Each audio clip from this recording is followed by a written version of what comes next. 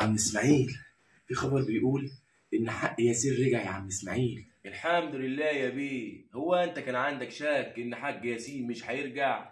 بصراحه يا عم اسماعيل انا كنت خايف ان حقه ما يجيش. يا بيه انت نسيت عدالة السماء، نسيت ربنا يا بيه. عمر ما ربنا هينصر الظالم على المظلوم. والله انت عندك حق يا عم اسماعيل، عمر ما ربنا هينصر الظالم يا عم اسماعيل على المظلوم.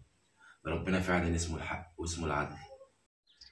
يبقى يا بيه نسيت قول الله تعالى اللي ذكره في القرآن وهو بيقول: بسم الله الرحمن الرحيم، ولا تحسبن الله غافلا عما يعمل الظالمون، إنما يؤخرهم ليوم تشخص فيه الأبصار.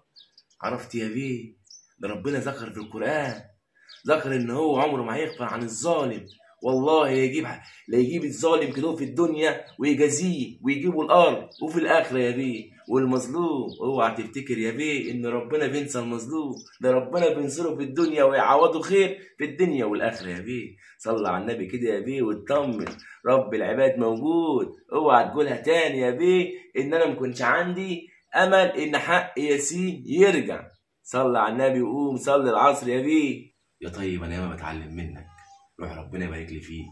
حبيبي يا عم اسماعيل، يلا نصلي العصر سوا.